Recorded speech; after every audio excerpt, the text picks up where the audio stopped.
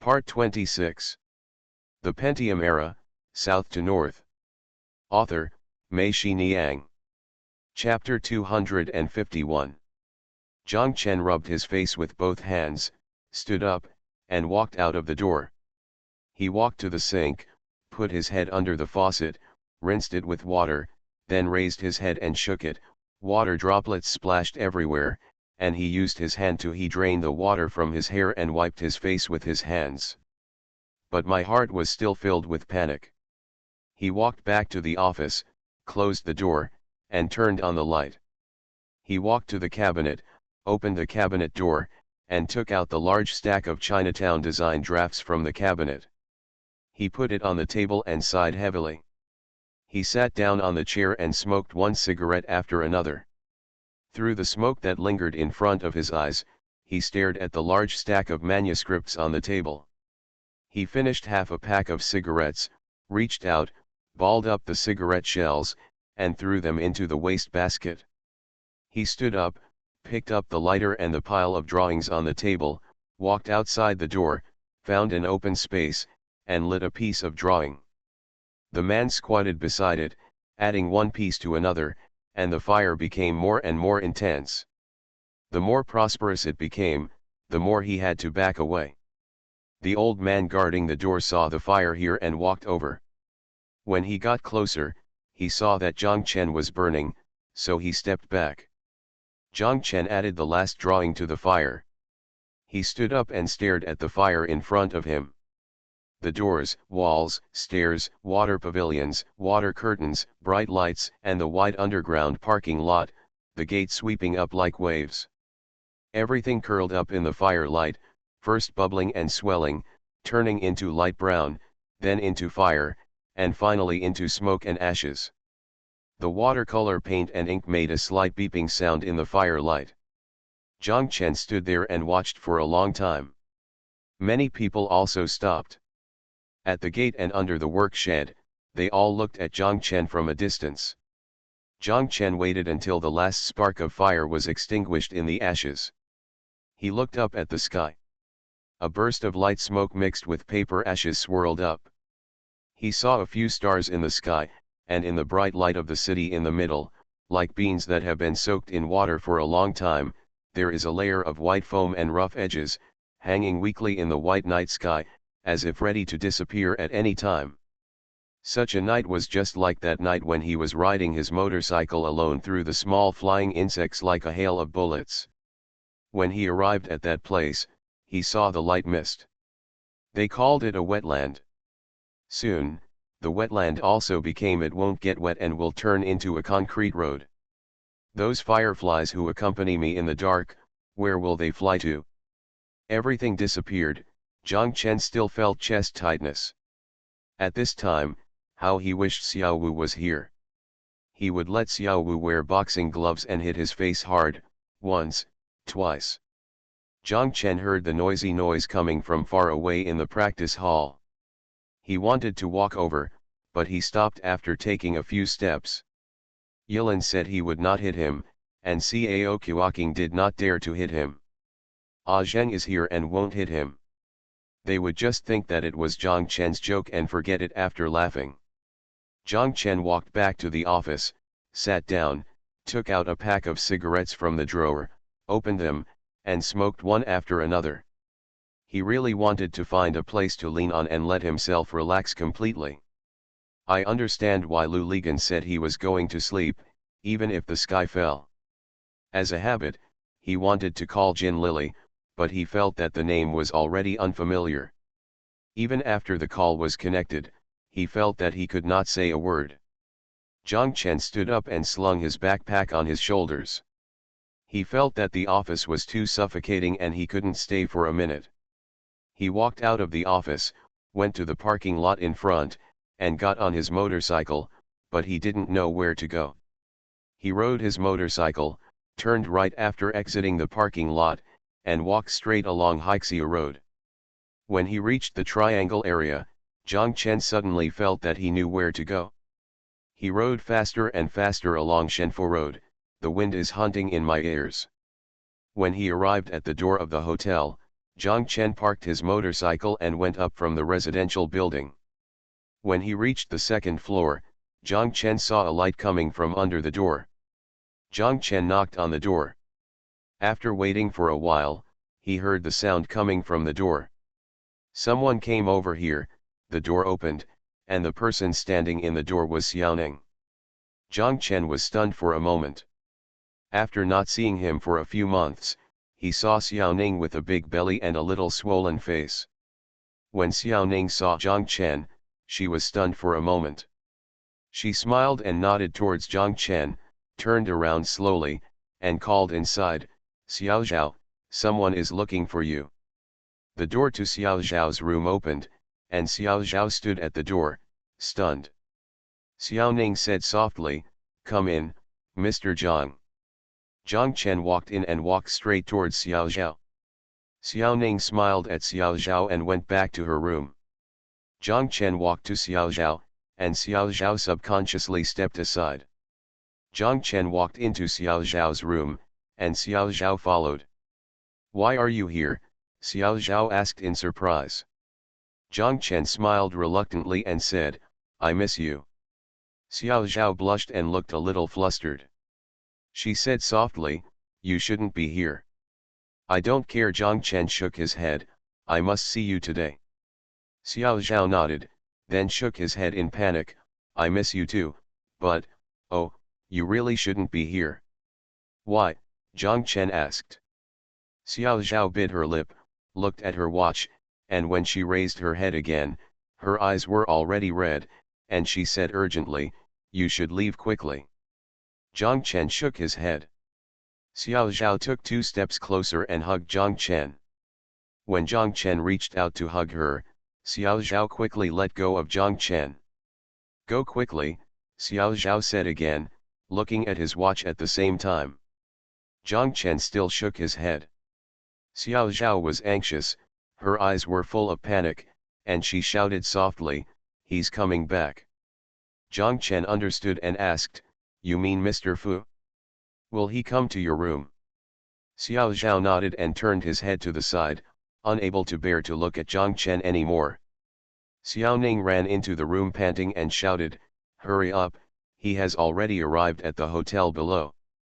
Zhang Chen was almost pushed out of the room by Xiao Ning and Xiao Zhao. Just when the door was about to close behind him, Zhang Chen heard someone knocking on the door near the hotel. Xiao Ning turned towards it. As he walked, he shouted loudly, "Come on, come on." She used this voice to cover up the sound of Xiao Zhao closing the door here. The moment the door closed, Zhang Chen saw tears flashing in Xiao Zhao's eyes, with shame and despair intertwined. Zhang Chen stood blankly in the darkness, trembling all over. He resisted not turning around and kicking the door open. He heard Mr. Fu's laughter and Xiao Ning's coquettish voice inside the door. At this moment, Zhang Chen understood why Mr. Fu didn't let him come here for work meals again. It must be that Xiao Ning was pregnant with his child, and Xiao Zhao had replaced Xiao Ning's tasks here, and also replaced Xiao Zhao. Ning accompanies him outside to socialize. Zhang Chen stood in the darkness for a long time, and all that flashed in his mind was Xiao Zhao's panicked face. A door opened upstairs and someone came downstairs. Zhang Chen quickly went downstairs. Zhang Chen rode the bike very fast, passing every red light. Xiao Zhao's panicked face and her voice swayed in his mind, "Let's go," and Mr. Fu's laughter. Zhang Chen's heart was full of resentment. He hated both Mr. Fu and himself. He hated his own cowardice and timidity. He hated himself for not having the courage to say "come with me" when Xiao Zhao said, "come with me." When Xiao Ning came in and said that Mr. Fu had arrived at the hotel below, he didn't have the courage to stand there, waiting for Mr. Fu to walk in. He even hated himself for not having the courage to kick the door open when he was standing in the darkness outside, or even turn around and knock again. He heard Mr. Fu's proud laughter, which must have been intimidating Xiao Zhao at this time. Zhang Chen returned to Wenmingdong in despair. He opened and closed the door. There was silence inside the door. There was no light in the whole house. He didn't know whether Kejin and Xiaolin had not returned or had fallen asleep. Zhang Chen walked to the patio on the first floor and looked up. He saw that in this small patch of sky, the stars were like Xiao Zhao's helpless tears. He heard Mr. Fu laughing, and the stars were shining in Mr. Fu's eyes. The laughter burst out one by one. Zhang Chen reached the second floor in despair, and stopped at his door. He stood there for a while. He didn't open the door, but turned and walked upstairs. He had a ferocious thought in his heart, Fu, you dare to touch me. Xiao Zhao, I want to touch. The third floor was also pitch black. Although Zhang Chen hadn't been up there for a long time, he was still familiar with this place. He walked past the kitchen and dining room and past the peonies on the platform, whether they were red, white or yellow. They are still pink, they are all huge white in the dark night. The door of the living room was closed, and Zhang Chen walked over. He walked to the door of Gu Shufang's bedroom and stopped. He stretched out his hand and pushed it. To Zhang Chen's surprise, the door opened. Zhang Chen stood at the door. The light inside the door turned on. Zhang Chen saw Gu Shufang sitting on the bed and looking at him blankly. Gu Shufang's voice was trembling, and tears of excitement flashed in her eyes. You are finally here. The Pentium Era, South to North.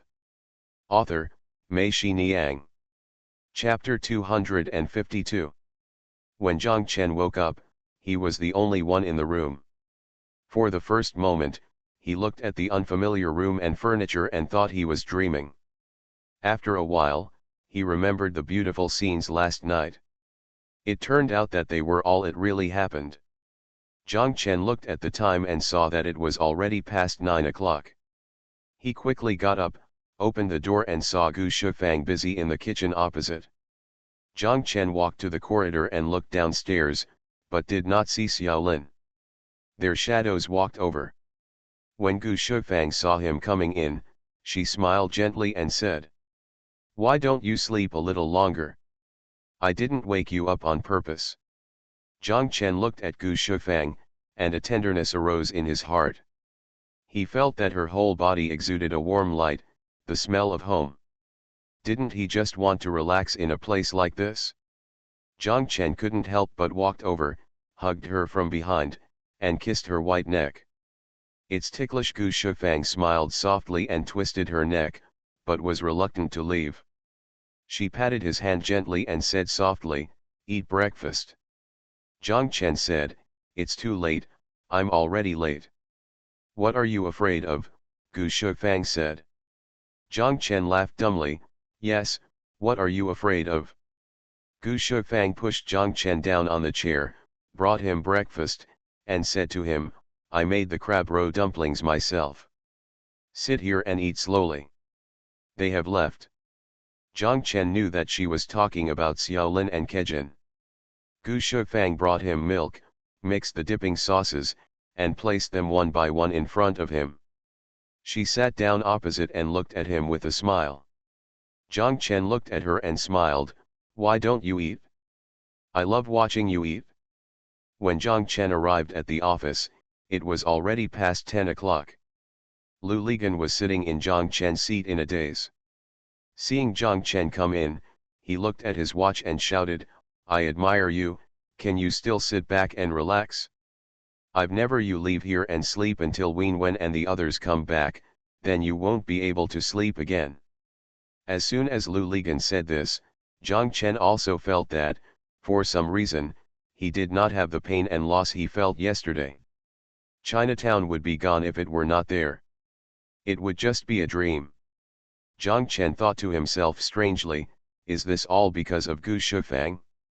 Zhang Chen didn't say anything, walked over and sat down opposite Lu Lipol. "Unlucky," Lu Ligan cursed. He looked at Zhang Chen and said, "Mr. Xia asked us to go over. He said he would give us the 50,000 yuan back." Zhang Chen shook his head and said, "That doesn't make sense. You can't say that if you make a profit, we will share in it, and if you lose, he will lose a share. I've already told him so." Lu Ligan laughed as he spoke, and asked, Zhang Chen, are we trying to make a fool of ourselves by being like this? It's been a year since we arrived in Hainan, and we have worked hard. 1 year later, I was finally reduced to the same situation as when I first came here, back to 2 paupers. There is still a difference.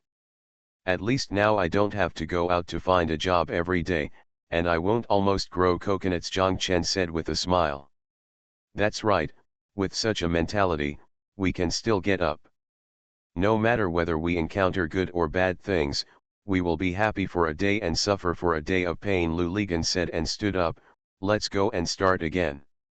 When he reached the door, Lu Ligan turned around and said to Zhang Chen, by the way, I won't be able to come over tonight.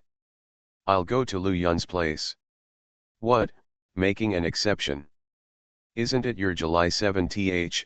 Zhang Chen asked. Lu Ligan smiled and left.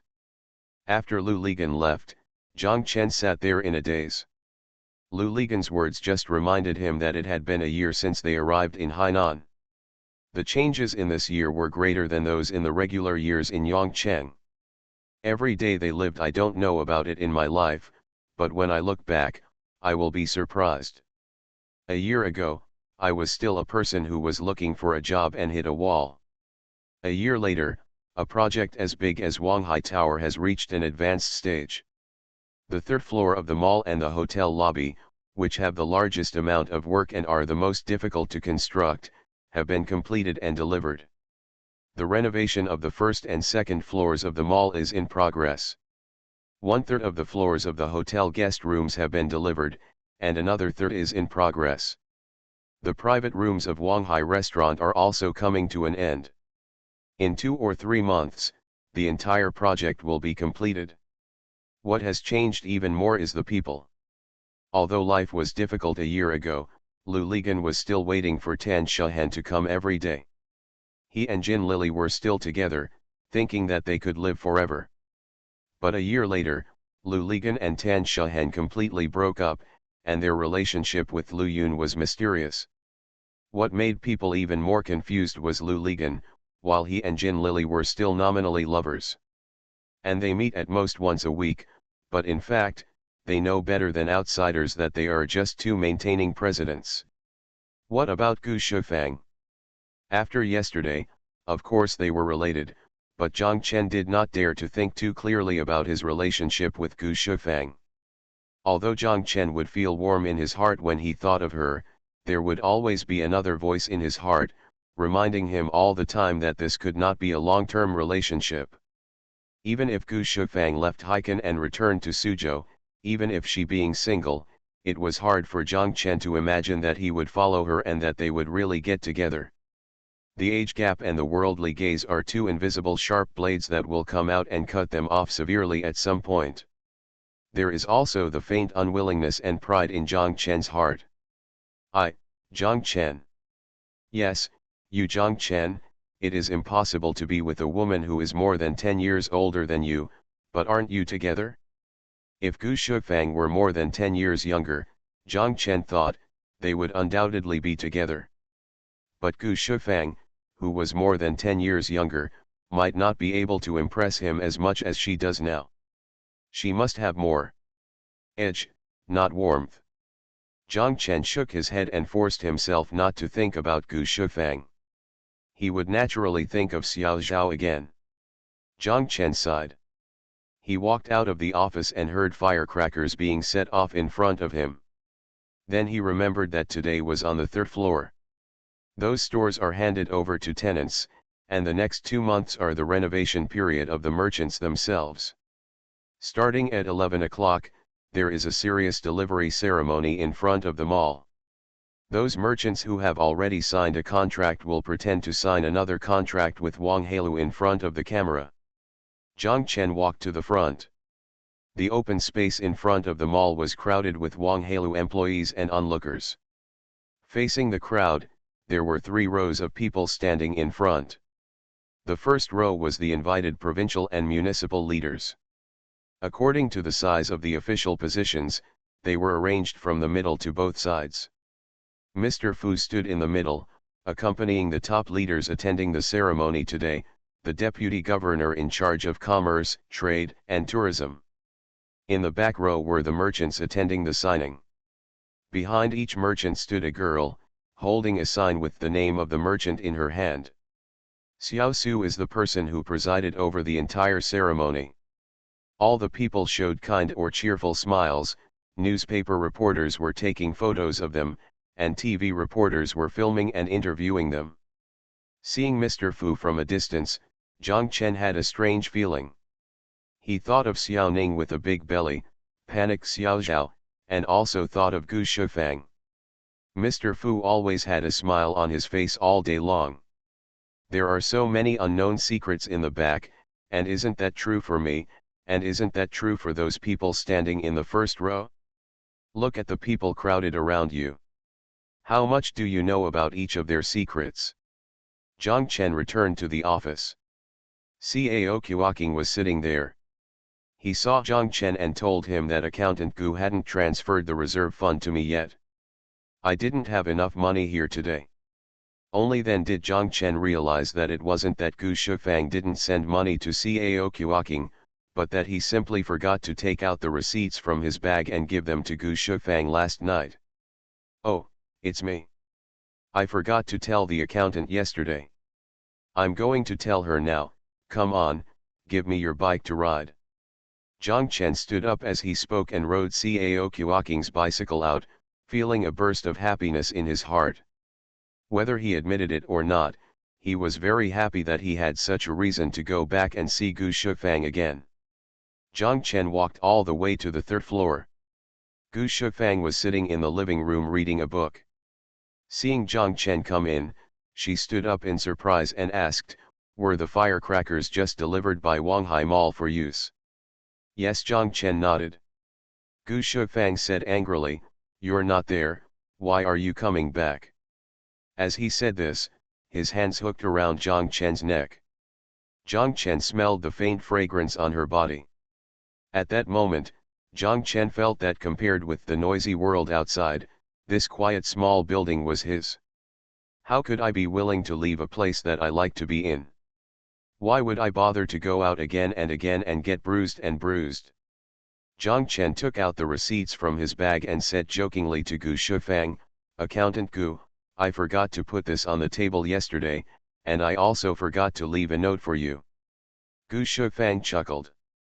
"By the way, there is still a payment slip, which needs to be arranged immediately," Zhang Chen chased. "I know." Gu Shufang protracted her tone, sounding a little squeamish. She took the list and put it on the coffee table aside. Zhang Chenkai said, "Don't you look at it?" Gu Shufang looked at Zhang Chen, raised her lips and said, "What are you looking at? I still can't trust you." Zhang Chen remembered something and said, "By the way, the 250,000. Gu Shufang hissed and said softly, "I know it has nothing to do with you, otherwise, how could I have spared you? I understand, are you using it to blackmail me and make me?" Gu Shufang didn't let him talk anymore and took him over. This place is really close to Wanghai Tower, and you can still vaguely hear Mr. Fu's voice coming through the tweeter temporarily installed at the entrance of the mall. You are listening to Novels at Bless Up channel. Wish you happiness and luck. Please subscribe to receive new novels. How do you feel about this novel? Please like and leave a comment. The Pentium Era, South to North. Author, Mei-Shi Niang. Chapter 253. Because of the celebration of the delivery of the third floor of the mall, the staff canteen of Wanghai Building had extra meals today. Those who did not take a break from work also returned to the canteen to eat, and the canteen became very crowded. Zhang Chen went to the cafeteria to take a look. There were too many people, so he went back, thinking that he might as well go to that spicy soup with chicken oil rice. Thinking about Gu Shufang again, he decided to go back. Even if he had a bowl of noodles cooked by Gu Shufang, it would be good. Zhang Chen liked the light and skillful look of Gu Shufang when he was busy in the kitchen. He felt that just looking at it made him laugh. People are reassured and warm. Zhang Chen returned to Wenming East and went directly to the third floor without even entering his room. Gu Shufang was sitting at the dining table. Zhang Chen was stunned when he walked in. He saw a table of dishes on the table, which was the same as when he first came. Gu Shufang was worried that every dish was cold because there were bowls and plates on it. Although the weather in Haikan was so hot, the dishes would be cold. It's not easy, Zhang Chen thought to himself. This is probably a habit brought over by Gu Shufang from Suzhou. Many families in Yongcheng will also have this habit. When Zhang Chen looked at Gu Shufang also looked at him. The two of them laughed at the same time. Zhang Chen asked, "How did you know I would come back?" Gu Shufang pursed her lips and said with a smile, "I just know." Gu Shufang came over, took Zhang Chen's backpack and hung it up for him. She seemed a little shy. She wanted to hug Zhang Chen but hesitated. Zhang Chen saw it and spread his arms to hug her. When he hugged her, only then did I feel that her whole body was full of enthusiasm. Zhang Chen likes her implicit and restrained expression very much. It makes people feel that they have been living together for a long time. They are intimate but not strong. All the love has been melted into every move in daily life, and there is no need for more words. Verbal expression. The two of them drank a little red wine. After drinking, Gu Shufang's face became flushed, like a little rose red, spreading on the snow.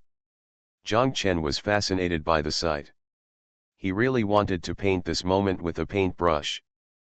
Pin it down. After eating, Gu Shufang asked Zhang Chen to sit in the living room. Zhang Chen refused to leave. He said, "I like to watch you work." Gu Shufang followed him and took care of herself. She felt a pair of eyes watching her all the time.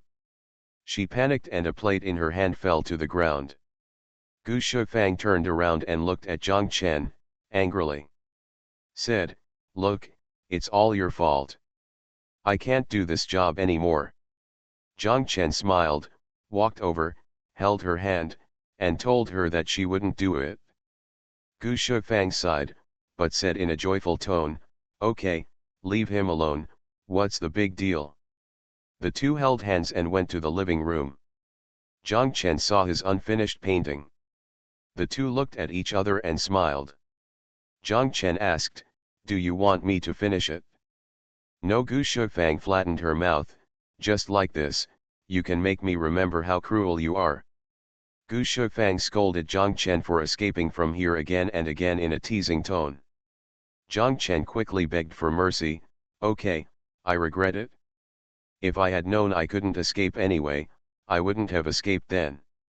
Gu Shufang looked at him and asked seriously, "Do you still want to escape now?" "I don't want to." Zhang Chen also said seriously, "The reason why I ran away at that time was actually because I liked you in my heart. If I didn't run away, I would feel that I wouldn't be able to control myself." Gu Shufang nodded thoughtfully, "Actually, I understand in my heart, so I have been waiting." When it was over, she sighed again, "Really, why do we have to torture ourselves for such a long time?" Zhang Chen also thought, "Yes, why bother?" The two of them were in the living room. When Xiaolin and Kejin came back downstairs, they listened quietly to their singing and playing. Zhang Chen and Gu Shufang were giggling like two children guarding a huge secret. It's exciting and satisfying. After they returned to their rooms, Zhang Chen tiptoed down to the first floor, pretending to have just come back. He passed by Xiaolin's room, punched his door, and then opened the room with a bang. The door burst open. In fact, he had already taken a shower on the third floor, so he went to take another shower, returned to the room, turned off the light, and when everything around him was quiet, he tiptoed upstairs again. The next morning, Gu Shufang stood at the stairs, almost driving Xiaolin and Kejin away as quickly as possible with her eyes. Then she returned to the room and woke up Zhang Chen. Since then, this has become a daily routine for the two of them. Zhang Chen goes home for dinner almost every day. He does feel like he is home. Sometimes he will come back at noon, eat lunch, and take a nap before going to work. When he had something to do and couldn't come back for dinner, Jiang Chen would go to the cigarette shop opposite Wanghai building and call Gu Shufang. Their conversation was also very concise. Jiang Chen would just say, "I can't come over, and no one else can. I don't know who he is calling." After all, there are many people from Wanghailu who come here to buy cigarettes, so Jiang Chen has to be careful. Jiang Chen didn't even dare to use the office phone to call Gu Shufang.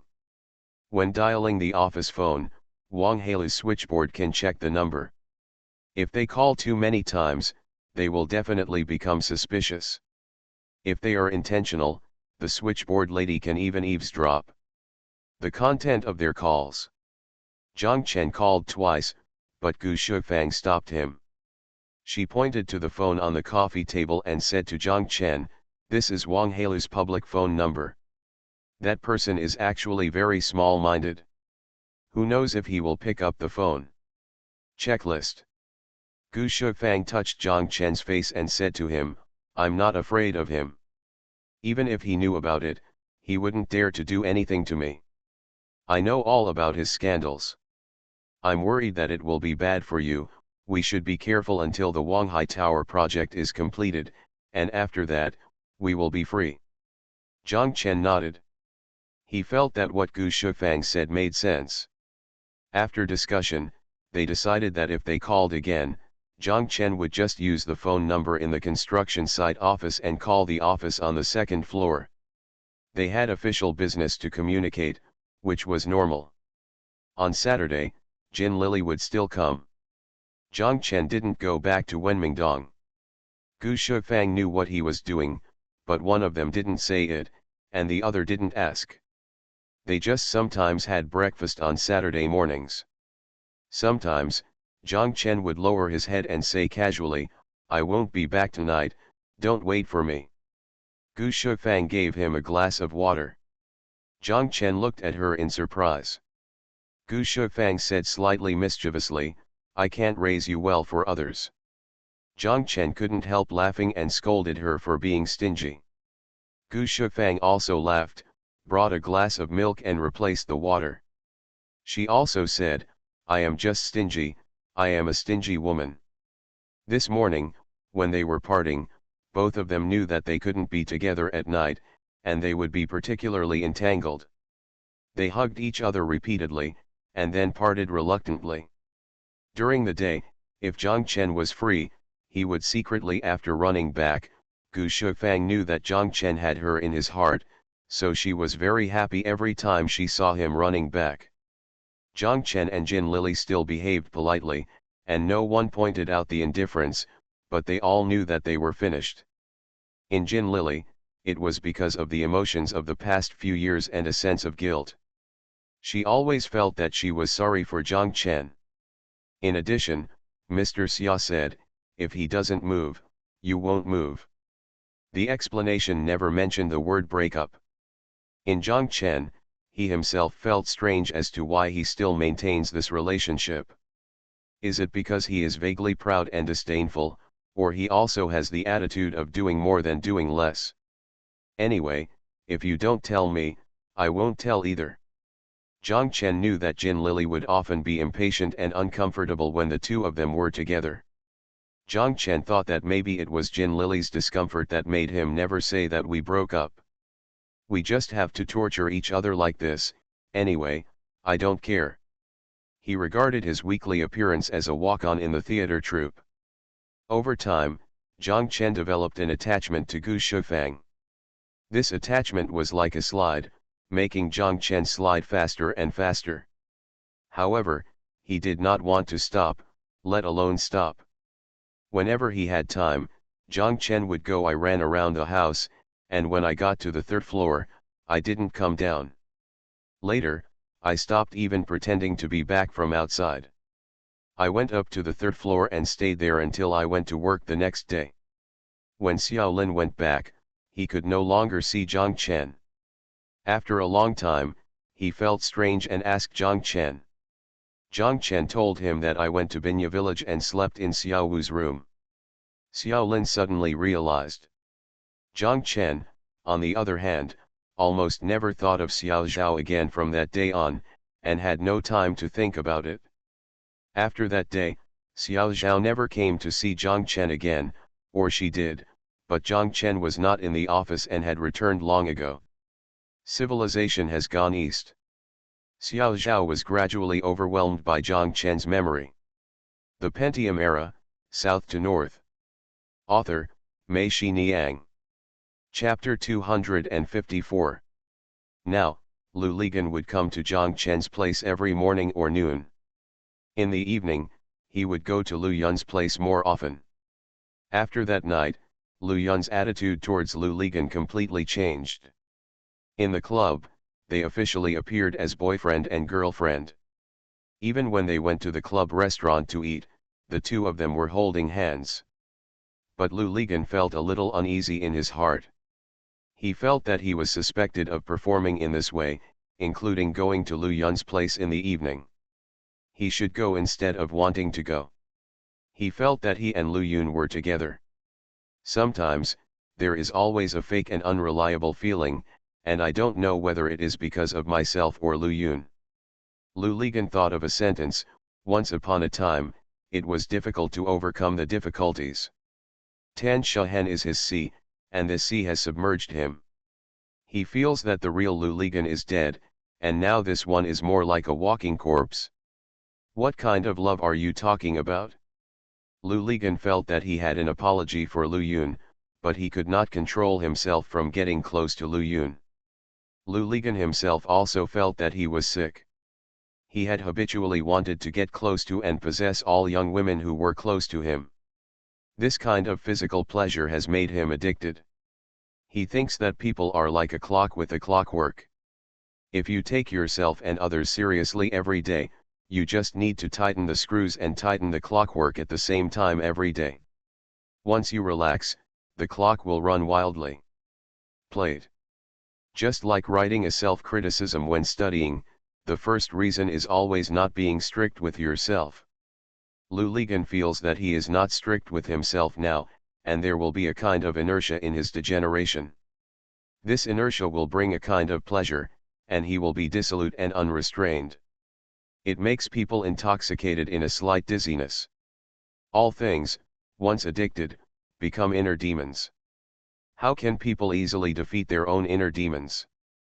Don't think that it's just drug addiction that's hard to quit. For fishermen, no matter how hot the sun is or the wind is blowing at night, they can't resist the urge to go to the lake and the river and sit there stupidly. When Lu Ligan heard the crisp laughter of the ding-dongs, he was about to take action. The only thing that could stop him was money. Lu Ligan didn't understand how he became like this, and he didn't want to understand that in this world, you are good with her today, and she is good with him tomorrow. Every man and woman has either been abandoned or is on the way to being abandoned. Either physically abandoned, or spiritually abandoned. Even the love between himself and Tan Shahen, Jiang Chen, and Jin Lily is so fragile. There is no such thing as bullshit love in this world. Wen Wen and Qian finally got angry. When they caught Lu Ligan one day, Wen Wen yelled, "You humming use people to go forward and not people to go behind. Where have you been these days, causing us to guard an empty house every day?" Lu Ligan also felt that he had neglected them for too long, which was inappropriate, and he really missed them. He called Lu Yun and told her that he had something to do in the evening and could not go, so he would stay at home and wait for Wen Wen to be reunited. Qian gets off work. Wen Wen and Qian also deliberately left work early. They had supper together, watched videos together, and finally reconciled. The weather in Haikan is getting hotter and hotter. In this city without winter, even the ambiguous and harsh smell in the air cannot be frozen by the biting cold wind. The sea breeze is filled with the smell of hormones everywhere. Chen Qiang was sitting in the office, still sulking at Sun Ho. He called Sun Ho's office. This time, someone answered the call and did not hang up the phone. But the caller was not Sun Ho, but his secretary. She and Chen Qiang said that President Sun was on a business trip. Damn it, he is obviously an assistant to the president, and the secretary has the nerve to call him president. Chen Qiang asked her where she had gone, and the secretary said she didn't know. In turn, she asked Chen Qiang, "Who are you?" Chen Qiang was extremely angry and cursed, "I am his father." The secretary quickly bowed respectfully and said, "It turns out to be uncle." "Uncle, your voice is so young." Chen Qiang threw the phone away and couldn't laugh or cry. He was such a rotten person. He couldn't find a secretary at all. He thought, too, what the hell are you doing with a rotten assistant to the president? You deserve a secretary. You're damn qualified to be a secretary. What a decent secretary. Chen Qiang heard someone asking in the corridor outside the door, "Where is Mr. Chen's office?" This voice was somewhat familiar. Chen Qiang remembered it and was startled. He jumped up from his chair. 3 people came in from the door, carrying bags in their hands. The leader was none other than Sun Ho Sun Zhenqiu. Chen Qiang said, "Hey." Sun Zhenqiu had a wicked smile on his face, "Hey, what? I'm here, why don't you pick me up quickly? You humming. My mother didn't come, so she was cooking for my father at home," Sun Zhenqiu said with a smile. He took 2 steps back, reached the door, and shouted into the corridor, "Li Yong." When Li Yong heard the sound, he walked to the door and saw that it was Sun Ho. He was also shocked. He quickly ran up to him, picked up Sun Zhenqiu, carried him in from the outside, and shouted, "This bastard, let's set sail, deep fried or braised. Take him to Gilinyang to feed the fish," Chen Qiang cursed. Li Yong slammed Sun Zhenqiu to the ground hard. Sun Zhenqiu grinned and was beaten until his feet were numb. After Li Yong let him go, he brushed off the wrinkles on his suit and cursed, "The suit I bought in Hong Kong has been turned into a humming pickle by you." Li Yong laughed loudly, "Are you a fool? It's over 30 degrees in Haikan, and you come here wearing a suit." "How did I know that Haikan is so hot?" Sun Zhenqiu said as he took off his suit, threw it on the sofa, and called to the other 2 to take off their clothes as well. "Sun Ho, why the hell are you here?" Chen Qiang asked. Sun Zhenqiu looked at him with wide eyes and said, "Didn't you ask me to come here to see that person? Then why the hell won't you answer my call?" Sun Zhenqiu chuckled, "I did it on purpose, was it unexpected? Surprised or not? My brother told you, I take full responsibility for this matter. You are so humming stupid, who are you kidding if you don't tease me? It's not that I can't leave because of something, I came here a week ago." Chen Qiang got up and was about to hit Sun Ho, but Li Yong stopped him and said with a smile, "Okay, as long as you come, let's forget the past and forget the grudges," with a smile. "Okay, let's find a place for you guys to stay first. I'll come to you directly from the airport." "Is that fun?" Sun Zhenqiu said, "By the way, I'll treat you tonight. You decide the place. Invite that person. There are also Yiyan and Lu Yun, our classmates. Who else are there in Haikan?" "There is no one left. Da Yi and Lao Lu went to Yangpu. Madman and his wife left for Shenzhen a few months ago," Chen Qiang said. While Chen Qiang was chatting with Sun Zhenqiu, Li Yong picked up the phone on the table and called Zhang Chen, asking him to help book a room at Wanghai International Hotel. Sun Ho raised 2 fingers towards Li Yong, and Li Yong and Zhang Chen said, 2 rooms, 1 double room and 1 standard room. Sun Zhenqiu nodded. "By the way, Zhang Chen, tell the Pole that our classmate, the monkey, has arrived in Haikan. Hey, Lu Yun will probably tell him later that we will have dinner together in the evening. You and the Pole will come," Li Yong and Zhang Chen said. "You classmates? Are you here to talk about the real estate company?" Zhang Chen asked. "Yes." "Great. I told Zhuangzi right away. By the way, I won't go to dinner. I won't get involved in your classmates' gathering. Go away, the Pole is definitely not our classmate, right?" Zhang Chen said with a smile, he is a family member of a classmate. You are also a family member, you are my family member, Li Yong scolded, you are not allowed to fail. Okay, I obey, Zhang Chen laughed. Zhang Chen immediately dunked Lu Ligan, and Lu Ligan came back. Zhang Chen told him that the Beijing classmate from Qiang is here and wants us to have dinner together in the evening. You can ask Lu Yun about the time and place later. Lu Ligan was stunned and asked, which classmate, Sun Ho? Yes. Real or fake? People are already at Qiang's place now. If you don't believe it, just ask Qiang. I'm going to book a room for them right away. That's great. What a surprise. Zhang Chen, I'm so moved that I'm going to cry. I still have my pie. Well, eat slowly and don't choke. Zhang Chen hung up the phone and then dialed the office on the second floor of Wenming East. The phone was ringing. Zhang Chen looked at the time. He estimated that Gu Shufang should be busy in the kitchen at this time. When he heard the call, he went to the sink to wash his hands, and then went downstairs, 1 step, 2 steps, 3 steps.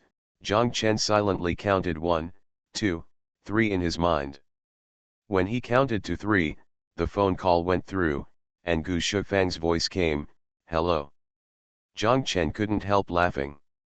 He suppressed it, swallowed his laughter, and said in a cold voice, Accountant Gu, I'm sorry, I have something to do tonight and I have to go back later. I will give you the voucher and documents tomorrow morning.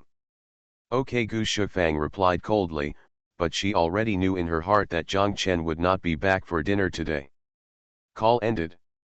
Zhang Chen stood up and went to the front desk of the hotel.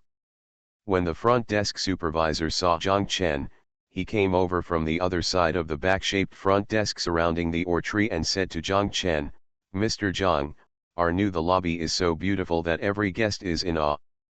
Zhang Chen smiled and said he would book 2 rooms for me. Don't you live by yourself? Friend, how can I live in 2 rooms by myself? Zhang Chen said with a smile. Whatever, I'll give you the same discount. The supervisor told Zhang Chen, and Zhang Chen quickly said thank you. The Pentium Era, South to North. Author, Mei Xiniang. Chapter 255. Where can I book for tonight? Chen Qiang asked Li Yong. No need to ask, on the 3rd floor of Nance Huang, you can get back the money from the Eaton pole, Li Yong said. Chen Qiang laughed. He looked at Sun Zhenqiu and asked, can this grandson retaliate? Leave him alone, he's such a coward, I can't pay him back out of his own pocket, Li Yong scolded. Sun Zhenqiu didn't know what the 2 of them were talking about or what the money was being eaten. He only knew that these 2 bastards were going to give themselves a hard slap today. The hotel they were talking about shouldn't be cheap. It's okay, buddy, this pen still has some strength, Sun Zhenqiu told them. Awesome, Chen Qiang said. Li Yong grabbed the phone on the table and booked a private room on the 3rd floor of Nance Huang.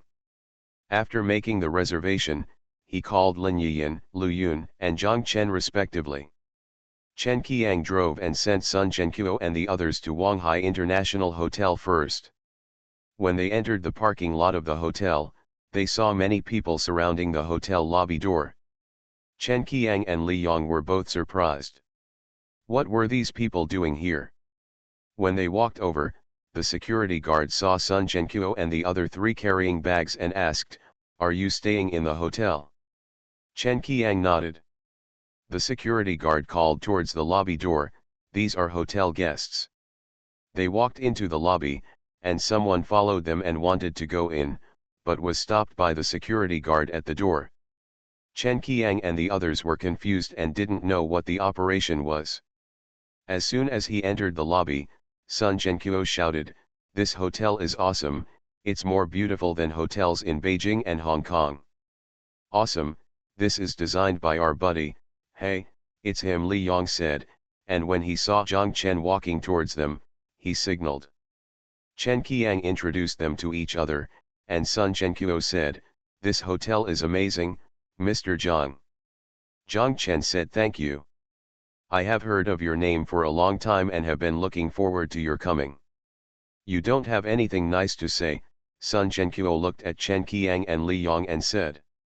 Are you worthy of good words? Li Yong scolded, and everyone laughed. What's going on with these people?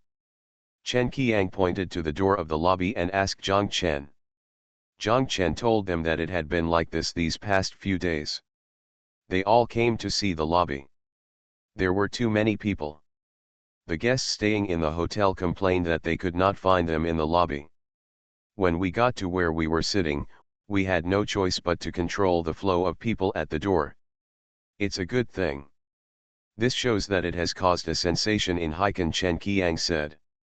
Not just in Haikan, I think this Wanghai International Hotel will soon become famous all over the country, Sun Zhenqiu praised.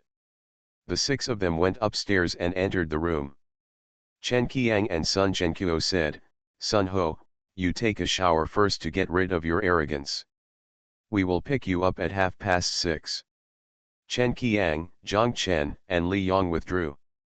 Chen Qiang still had business at the company and wanted to go back to the company. Li Yong followed Zhang Chen and went to the back office to brag. At almost 7 o'clock, a table of people set off in 3 groups. Chen Qiang, Li Yong, and Sun Zhenqiu passed by in one car. Lu Yun went to pick up Lin Yiyan, and Zhang Chen and Lu Ligan rode over on motorcycles. When Zhang Chen and Lu Lepol arrived, Chen Qiang and Sun Zhenqiu were ordering seafood at the seafood pool. Sun Ho wanted to show off and ordered more expensive items. Chen Qiang and Li Yong were prepared to have a meal before they came. But here, they were exactly the opposite of Sun Zhenqiu. Sun Zhenqiu wanted to order a rat spot weighing more than 700 yuan per pound. Li Yong said pa. Chen Qiang pointed to the red squid worth 58 pounds and asked Sun Zhenqiu, have you ever eaten this fish? Sun Zhenqiu shook his head, and Chen Qiang said, damn it, you haven't eaten both kinds of fish. What's the difference between this one and that one to you? Come here. Sun Zhenqiu wanted to order sume, but Li Yong scolded him, pause, there is only one fish. Why order so many fish? It's not a cat. Sun Zhenqiu had to give up. He wanted to order the 258-pound Dungeness crab, but was rejected by Chen Qiang. Chen Qiang pointed to the 48-pound safflower crab and told him that it was delicious fried with ginger and green onion. For lobster, he ordered a long but not daking long. When we got to the game room outside, there was nothing to compare. Chen Qiang and Li Yong could not object. Sun Zhenqiu finally got what he wanted and ordered stir-fried civet and a smuggled one from Vietnam. Shangi, a cobra, makes shangi stewed with venomous snakes. Lu Ligan and Zhang Chen followed behind. Seeing Sun Zhenqiu's anxious, annoyed and helpless look, they couldn't help laughing. When they got upstairs, Sun Zhenqiu took the menu and ordered shark's fin, but Chen Qiang vetoed it again. Chen Qiang said, believe me, I deal with hotels every humming day. This shark's fin is not as delicious as 3-threaded fish maw soup. Li Yong also said, Nance Huang, the roasted suckling pig is good, the fried scallops with summer fruits are good, the coconut cup is good. Li Yong and Chen Qiang were chattering away, ordering a large list of dishes. Sun Zhenqiu couldn't get into it at all. Li Yong took the menu out of his hand and couldn't help but explain. Okay, that's it, Li Yong and Sun Zhenqiu said, what's so good about this? Lu Yun and Lin Yiyan came. When Sun Zhenqiu saw Lin Yiyan's big belly, he shouted that he must give her a supplement, so he gave Lin Yiyan and Lu Yun a bird's nest each. Sun Zhenqiu saw Lu Yun and asked her to sit with him. Lu Yun rolled her eyes at him and cursed, get out. Lu Yun walked to Lu Ligan and sat down. Everyone at the table laughed. Sun Zhenqiu didn't feel embarrassed either. He looked at Lu Yun, then at Lu Ligan, and said to Lu Ligan, I don't see how you are better than me, but damn, your wife, I have been chasing you for 3 years in college. It's shocking, and I have become famous in the whole department, and I haven't gained any benefits. Why does she just like you, said. I'm going to die, Lu Yun blushed and threw a pack of napkins over. The others couldn't hold it back and their stomachs hurt from laughing. Only then did Lu Ligan realize that there was indeed a story between Lu Yun and Sun Chenkuo, and the story was quite exciting. When the waiter asked what kind of wine to drink, Chen Qiang said, "I'm willing to die for foreign wine." Finally, they ordered 2 bottles of Maotai. After the waiter left, Lu Ligan asked Chen Qiang, "Why don't I want foreign wine?" Chen Qiang and Li Yong both laughed. Lu Ligan became more curious and urged, "Tell me quickly, is there a secret?" Of course, Chen Qiang said, "The foreign wine in Haikan Hotel is basically imported from the aquatic product terminal. Many of the foreign wines from the aquatic product terminal are fake. Some of our customers make fake wine. Let me tell you. The conscientious ones use Remy Martin to put Remy Martin XO and Louis XIII bottles. Such wine is at least still wine. The unscrupulous ones can just blend it themselves. When they blend it, do you know what they add to the wine?" Li Yong asked. Everyone shook their heads, and Li Yong said to them, "Dichlorvos." Ah, everyone was surprised. They all knew that dichlorvos was a highly toxic pesticide. At that time, when they were quarreling and asking people to die, they would always yell, "Go drink dichlorvos." Real or false? Sun Chenkuo asked Li Yong. Of course it's true, our customers told us themselves. Why add dichlorvos? Lu Ligan was also puzzled. The first is to prevent the blended stuff from deteriorating. You can't just open it and return it on the spot if it's smelly and full of maggots. Also, this dichlorvos can suppress the bitterness of Tixiang. Holy shit, Lu Ligan thought to himself.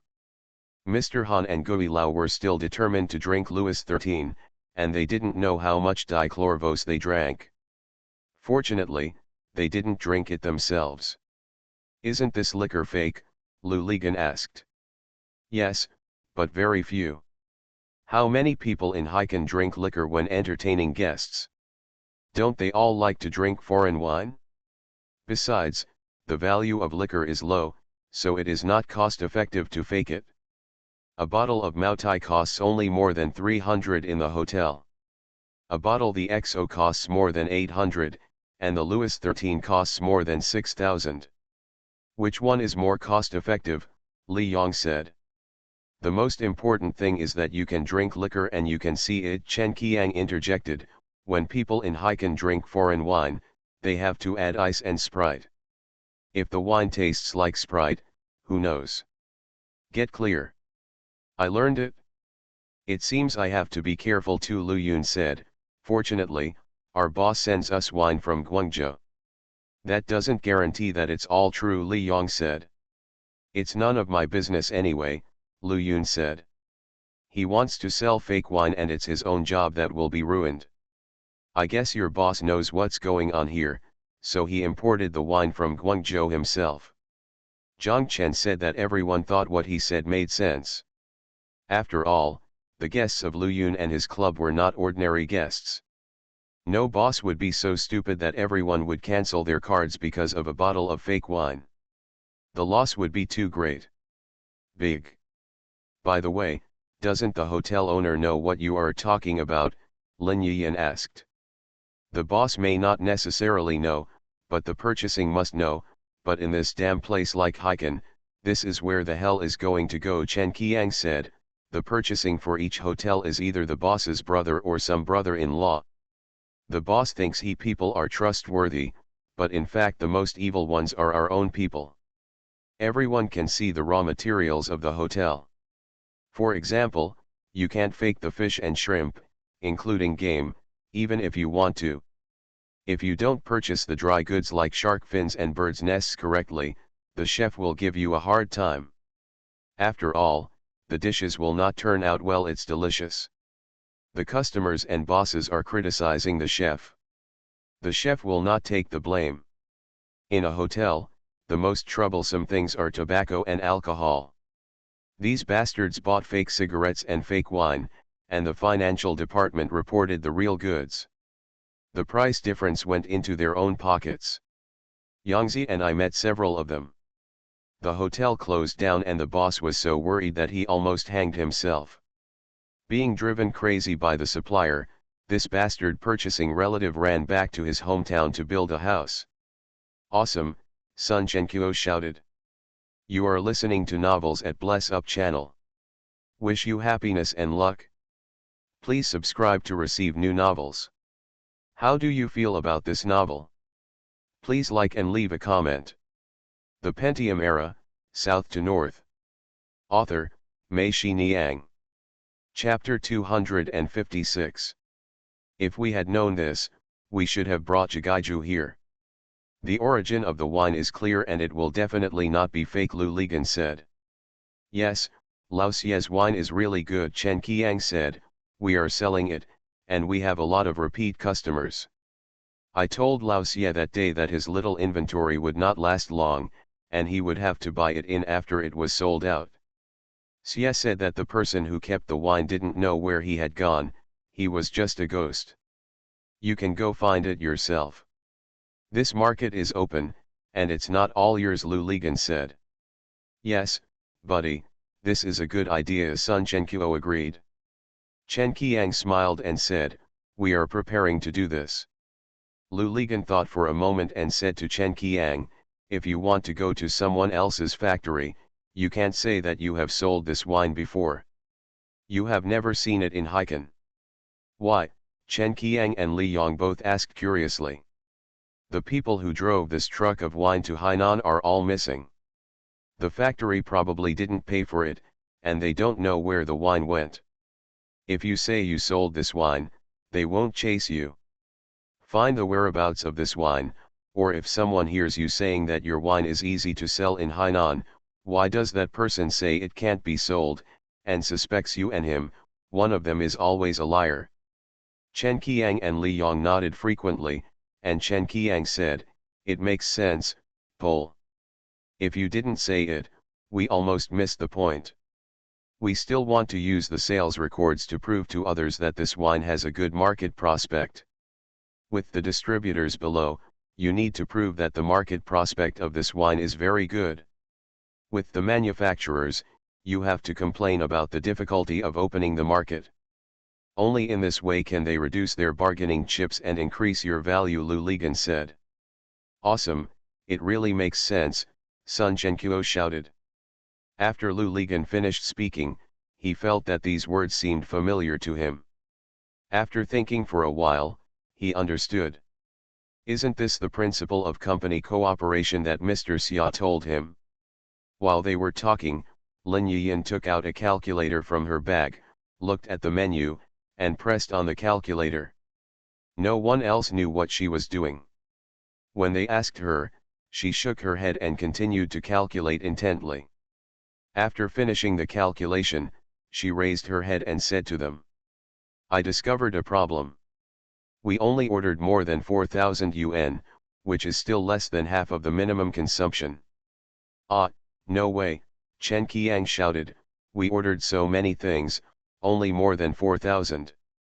Sun Chenkuo smiled gloatingly, who asked you to order a bunch of bargains? Eat them hard. If you don't eat enough for the minimum consumption, no one can leave today. Li Yong sighed and said, it seems like we are so damn poor that we can't even spend money. Everyone looked at the table full of dishes with sad faces and couldn't think of what else to add. Lu Ligan thought of it and called the waiter. The waiter came in from the door. Lu Ligan asked her if we hadn't arrived. Minimum consumption, what to do in the end? The waiter said, you can order cigarettes and wine to take away. Many customers do this. Everyone breathed a sigh of relief, but although the cigarettes and alcohol here were already more expensive than outside, a bottle of mutai cost 350 yuan, and a bottle of maotai cost 380 yuan, which was more than 4,000 yuan, so they had to order a lot. Sun Ho was overjoyed. Shouted, Qiang, Yangzi, you are awesome. You brought your buddies here not to eat, but to buy high-priced cigarettes and alcohol. Do you get a kickback? Everyone also thought this was a bit ridiculous, but they finally found a way out for the more than 4,000 yuan and ignored him. When the conversation got to the point, Chen Qiang asked, "Sun Ho, why do you want to do real estate in Haikan?" "How do I know? Our president is crazy. Since the establishment of the company, we have done several businesses, all of which have lost money, and we were also defrauded. I dare not do it again, but with so much money lying on the account, we don't do it. The business is not good either. Our superior leaders and colleagues still expect us to make money and give them bonuses. Last month we went to Hong Kong to seek experience, and we met several Hong Kong bosses, all of whom are engaged in real estate. They told us that Hong Kong is a small place, and the real estate industry can make the top 10 richest people in Asia. Half of them are Hong Kong people. The mainland is so big.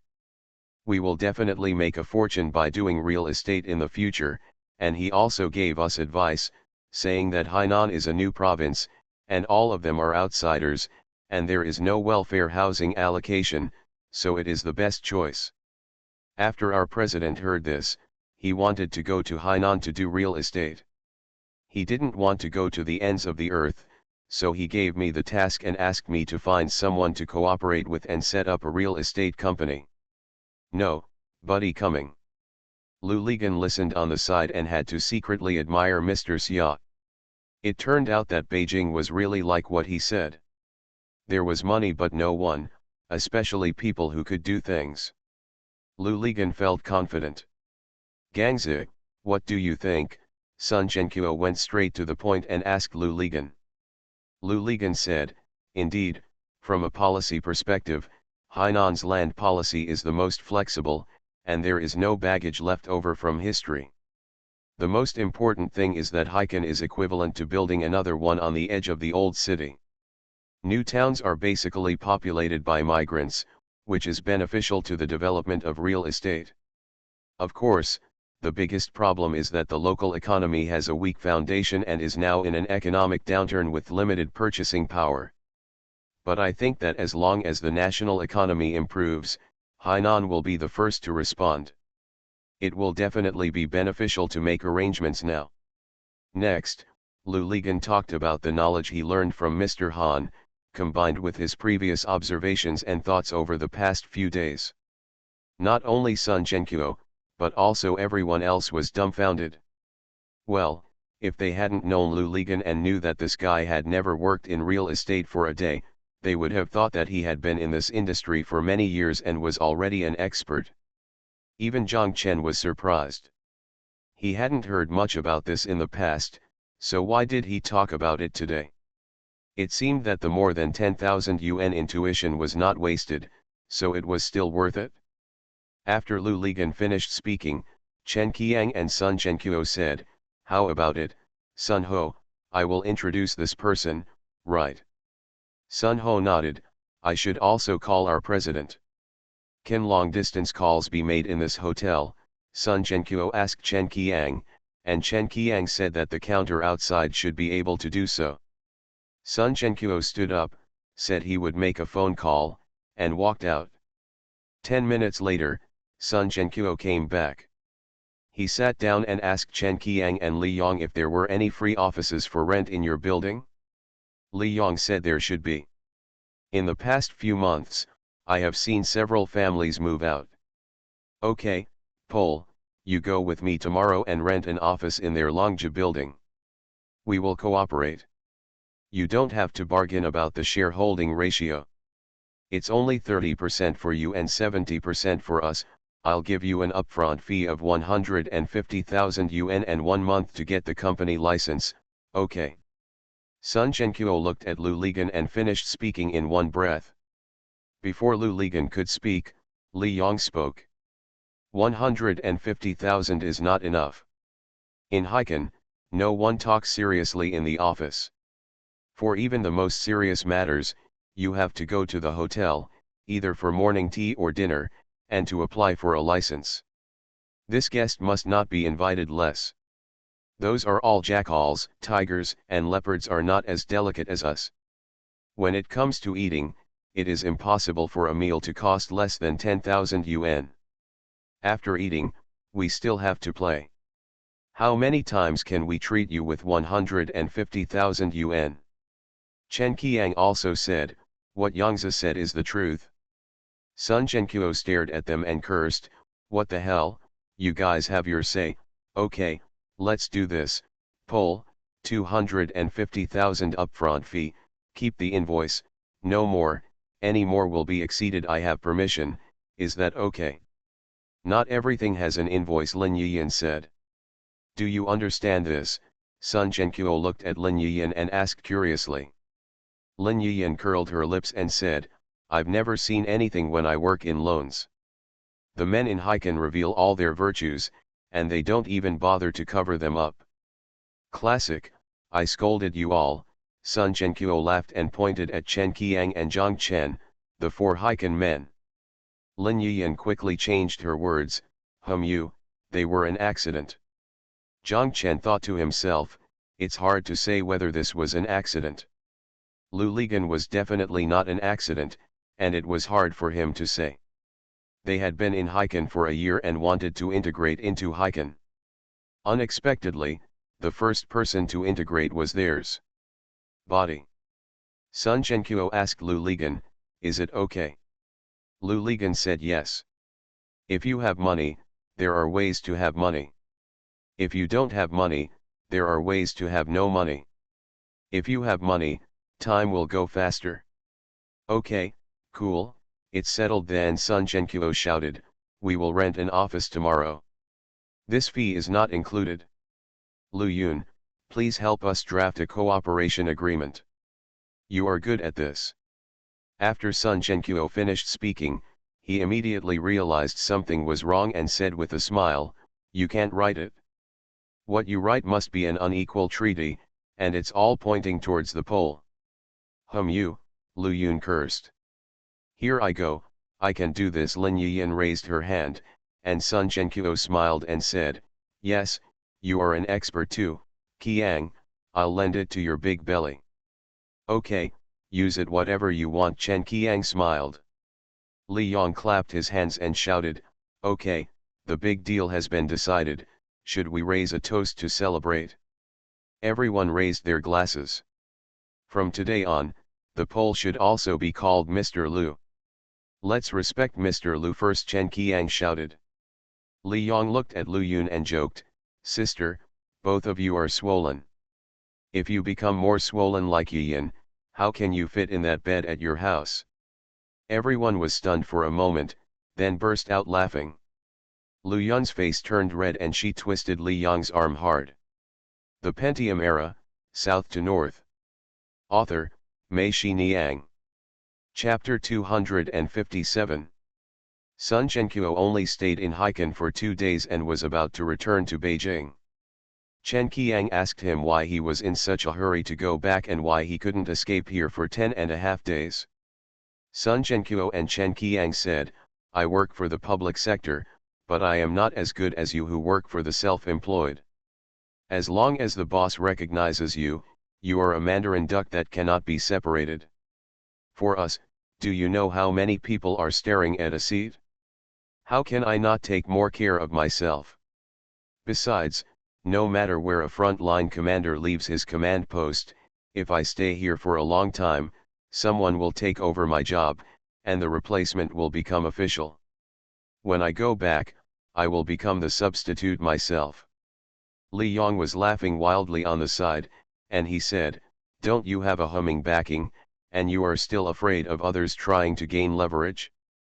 Go away, which one of our units doesn't have a backend? Just follow these 2 kids with me. One's dad is the director of the People's Bank of China, and the other one, even worse, his dad is the deputy mayor. Do you think these 2 brothers can do it without a second thought? How can you secure this position by relying on the backstage? The backstage can protect you for a while, but it cannot protect you for a lifetime, Sun Zhenqiu scolded. After Sun Zhenqiu left, Lu Ligan came out of home in the morning and went to Longji building first. The office they rented was on the 16th floor of Longji building. Lu Ligan sat in the office, looking around, feeling a little proud.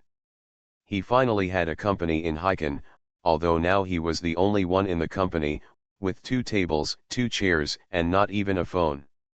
Applying for a company phone number requires an official seal.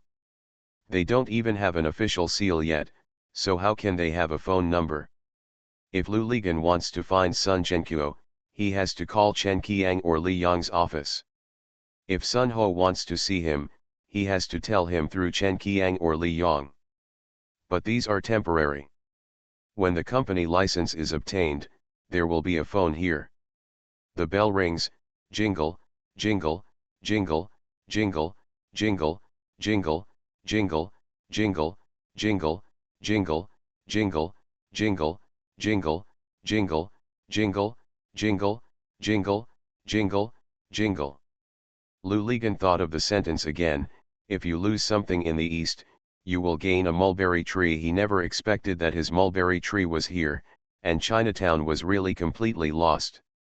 Lu Ligan sat in the office for less than 10 minutes before he couldn't sit still. He only had 1 month, and he had to get the business license within this month. But now, let alone the business license, he couldn't even apply for the business license. I don't know what to do. Lu Ligan rode his bicycle to the nearby Kuomao Industrial and Commercial Office. He saw more than a dozen people queuing in the corridor through the gate. Lu Ligan asked about it. The people in the line told him that they were here to apply for a business license. Lu Ligan the Pole moved to the back of the line. After waiting in line for more than an hour, it was Lu Ligan's turn. Lu Ligan walked into the office, and the staff inside asked him, "Where is your store?" "What store?" Lu Ligan didn't understand. The staff member tapped the table with his fingers impatiently and said to him, "It's just a business place. If you don't open a store, how can you apply for a business license?" Lu Ligan understood and quickly told him, "The 16th floor of Longja Building." "Longja Building? Is there a business room upstairs in Longja Building?" Yes, we just rented it yesterday." "Did you bring the rental contract?" "Bring it." Lu Ligan went to get the rental contract from his bag, and the other party asked again, "What are you going to sell?" "Selling? Oh, I want to register a real estate company." Lu Ligan handed over the rental contract as he spoke, but the other party blocked it back with his hand and said, "To open a company, go to the municipal bureau. We only apply for business licenses for individual industrial and commercial households here." What else did Lu Ligan want to ask, but the other party ignored him and waved to the people in line behind Lu Ligan. Lu Ligan had no choice but to leave the office angrily. Lu Ligan rode his bicycle and went to the Municipal Bureau of Industry and Commerce. This time he learned the lesson. In the communication room on the first floor, he saw an old man sitting there. Lu Ligan first handed him a cigarette and then asked he, "Where can I go to register a company?" The old man told him that on the 3rd floor, there is the Enterprise Registration Department. Lu Ligan climbed up the stairs to the 3rd floor. As soon as he walked into the corridor, he was confused again. He saw long queues at the door of several offices. Where was the queue? He saw the queue on the office door. They are business registration, 1, business registration, 2, and business registration, 3. Lu Ligan thought for a while. He walked to the queue for business registration, 3, and saw a girl queuing there. He asked her, "Beauty, I want to register a company. Which queue should I queue for?" The girl told him that the business license was obtained here, the application form was submitted on the 2nd number, and the company name was pre-registered on the 1st number. "What is business name pre-registration?" Lu Ligan asked. "The name of the company. You have to choose the name of the company. Whether this name can be used must be approved by them first. By the way, Beauty, can you tell me the whole process of applying for registration?" Thank you, Lu Ligan clasped his hands together and asked. The girl chuckled, "Okay, you first have to go to office number 1, submit an application, and fill in the company name for pre-registration. After they agree, you take this piece of paper and go to office number 2 to get a complete set of registration forms. There are a lot of them, and then take this name pre-registration consent form, go to the sealing place to engrave the official seal, financial seal, and corporate seal, and go to the bank to open an account. After you open a bank account and transfer the registered capital, the bank will give you a certificate of funds. You take the certificate of funds, a lot of filled-in forms, articles of association, etc., and go to office number 2 and submit them. Give it to them and wait for their review. When the girl said this, she looked back and forth, leaned into Lou Ligan's ear, and whispered, "It's very troublesome, they will make things difficult." Lou Ligan asked curiously, "Then how did you manage to get a license?" I'm a girl and I've cried twice." "Can you cry?" Lou Ligan smiled and said, "No, I won't cry if I'm beaten to death." "I want to beat them to death," the girl cursed. "Okay, when I'm going to beat them to death, I'll detain you. Come over and take a look." "Beauty, can you leave me a detainment number?" The girl giggled, and finally she raised her face and asked, "What do you want to do?" "You come and watch while I beat them," Lou Ligan said. "No kidding, I think you know everything. If there is anything I don't understand during the process, I can ask you for advice. Yes, I can treat you and your boyfriend to tea." Lou Ligan deliberately talked about "you and your boyfriend," meaning to tell the other party that he had no evil intentions towards her. In fact, the girl was pretty good looking, and Lou Ligan already had evil intentions. When the girl heard what he said, she relaxed her guard and said, "Okay." Lou Ligan quickly took out his pen and did not go to his bag to get the paper. Instead, he spread his palm and put it against the wall, and said to the girl, "Right here." The girl wrote a series of numbers on the palm of Lou Ligan's hand. Lou Ligan praised, "The writing is so beautiful that I can't bear to wash it off." The girl pursed her lips and smiled. After writing, she poked Lou Ligan's palm with a pen. Lou Ligan made an ouch and the girl giggled. "My surname is Lou, where are you, beauty?" My surname is Huang." "Okay, remember, Huang Male." The girl pursed her lips and smiled again. While the two people were talking, the team kept moving forward. The two people also kept moving while talking. "By the way, Huang Male, you mentioned number 2 earlier, what should we do next?" Lou Ligan asked. "Wait, when they agree, they will give you this paper. Take this paper and pay the money to get the business license on the 3rd day," the girl said, shaking a piece of paper in her left hand. "How long have you been doing this?" "More than a month." "Ah, so long. It's fast enough." "They are very annoyed. If you submit it once, they will say there is a mistake here. Take it back to correct it. After correcting it, give it to them again. They will say there is a mistake there and ask you to correct it again. They will never correct it. I will tell you all the places that need to be changed at once, so that you can complete them all." You. "Yeah, it. Is there any way to make it faster?" Of course. The girl came close to Lou Ligan's ear again and whispered to him, "Just finish it quickly." "Who is Lao Ma?" Lou Ligan asked. People turned around and looked at them. Some were laughing. The girl became anxious and cursed, "Keep your voice down, idiot, do you still want your license?" Lou Ligan lowered his voice and continued to ask, "Who is so powerful?" The girl pursed her lips toward the end of the corridor, made gestures with her hands to her face, and whispered to Lou Ligan, "Their section chief's face is full of freckle." The girl giggled, "Are those called freckles?" "Pock." The girl nodded quickly, and Lou Ligan remembered that if he wanted to get the license quickly, he had to go to their section chief. Their section chief's office was at the end of the corridor. This guy was easy to recognize, and his face was pockmarked. "Have you ever gone to find him?" Lou Ligan asked. "How could I possibly find him? When I saw that face, I just... The girl frowned, with a look of disgust on her face, and said, otherwise it would take more than a month. Yes, it's too risky for you to find him. Who made you so beautiful? Luligan chuckled. The girl rolled her eyes at him, but she felt beautiful in her heart. The Pentium Era, South to North. Author, Mei-Shi Niang. Chapter 258. Luligan was still queuing up at the entrance of Enterprise Registration, 1. Huang Mei had already obtained her business license. When she walked over and passed Luligan, she shook the license in her hand and playfully talked to Luligan. Rod said, I'm greedy for you, I'm greedy for you.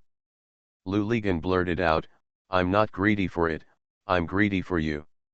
Huang Mei was stunned for a moment, and Luligan said, it's beautiful and delicious. Huang Mei's face turned slightly red, and she patted him on the head with a copy of the hard-shell plastic business license. Luligan shook his head, but he was still photographed by her, and she walked over with a giggle. It was Luligan's turn, and he walked in.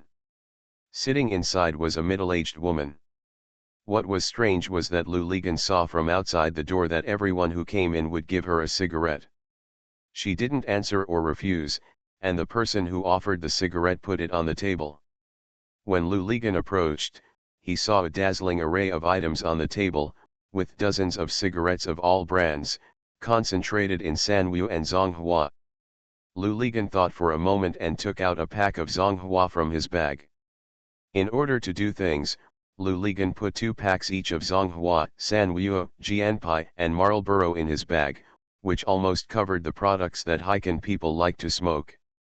All brands, so you can see what kind of cigarettes the other person smokes, and you can hand it to him.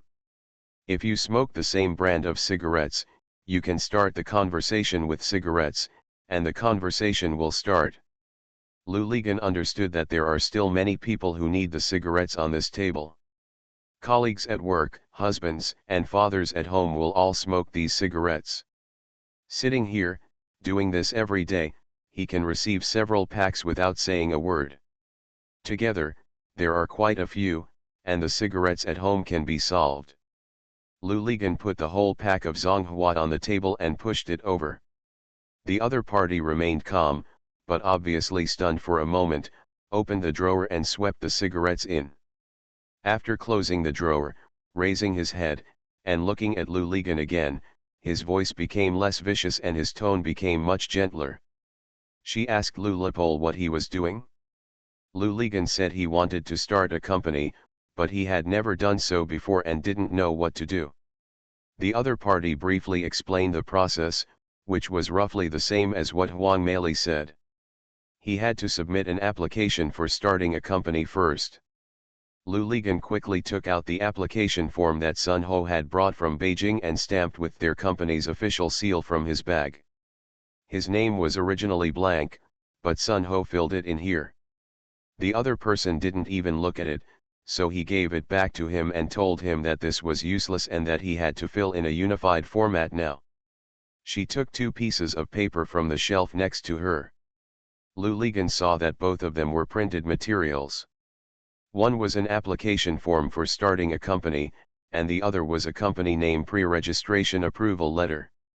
The company name pre-registration approval letter was like the letter of introduction, it was divided into 2 parts. She filled out the upper part, tore off the lower part, and gave it to Luligan. This is what the applicant needs to fill out. How many shareholders do you have? The other party asked. 2, Luligan said. Are you a shareholder yourself? Yes. Fill out these 2 forms and bring your own ID card and the ID card of the other shareholder. By the way, is that an organization or an individual? Unit. Then the official seal must be stamped on these 2 forms, here. The applicant must also bring their legal person's ID card. But the other party is from Beijing. So what? The one on the moon also needs to be stamped. No, sister, they are a financial institution and the official seal is not allowed to be taken out.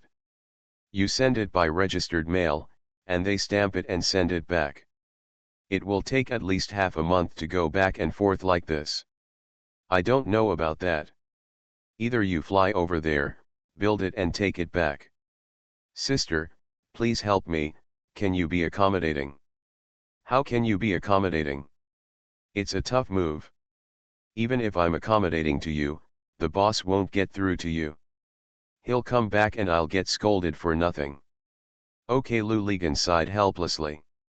Here, fill in 1, 2, and 3. The company name you want to use and the backup company name. If there is a duplicate name in the first place, we will check the second one. If the second one does not work, we will check the third one. Young man, let me tell you, it is the safest. The first method is to choose the one you want to use, and the third is to choose one that is a little more remote. This way the insurance factor is high. Don't just send it all in vain. Okay, I got it. Thank you, sister. By the way, sister, let me ask, in Beijing, after the seal is stamped this time, there is no need to stamp it again. How is that possible?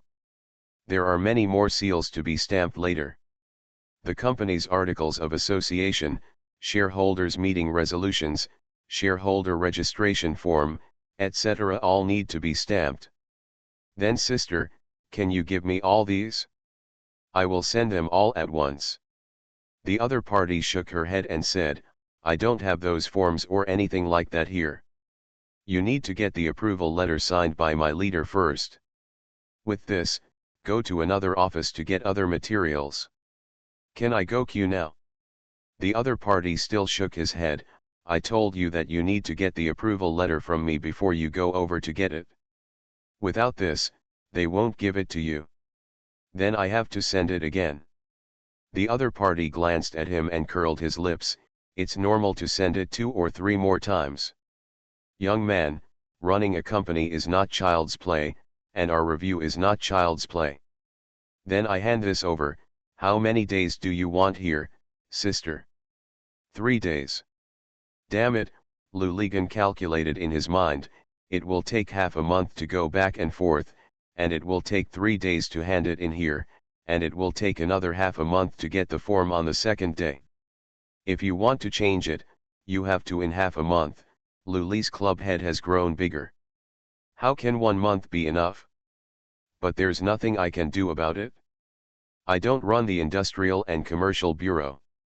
Besides, who told you that you can't bring out the official seal of that damn unit? Otherwise, just mail the official seal over. Seeing the sad look on Lou Ligon's face, the other party was softened by his call to her sister. She looked outside the door and touched Lou Ligon's arm. Lou Ligon woke up from his daze. The other party lowered his voice and said to him, Young man, if you are in a hurry, I will tell you that you can start business after you get our company name pre-registration approval letter. Even if it is found by our Industrial and Commercial Department, it will usually not. It is determined that you are operating without a license, and by the way, don't tell others about this. Lou Ligon quickly said, Thank you, sister. Lou Ligon walked out of the office. Although he felt aggrieved, he had nothing to do. He knew that the regulations of these units were very cold. No matter how awesome you were, if you were asked to run to these units for a month, I would guarantee that you would meet everyone. Nodding and bowing, you don't have to be obscene, there are thousands of reasons why I won't do it for you, any one of them can kill you. No wonder Huang Mei said that she got the license in more than a month, which was pretty fast. No wonder she was careful when talking about Lao Ma. You can't afford to offend these people. Lou Ligon walked to the first floor and unexpectedly found Huang Mei standing at the bottom of the stairs, looking at the posters on the wall.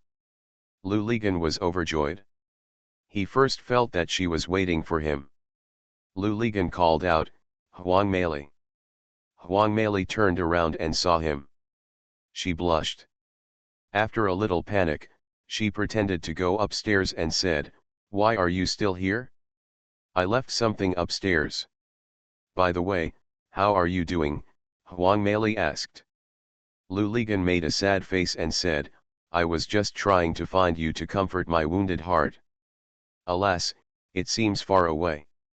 It's okay, just take it step by step, and you'll get it done in the end. Huang Mei comforted him in turn.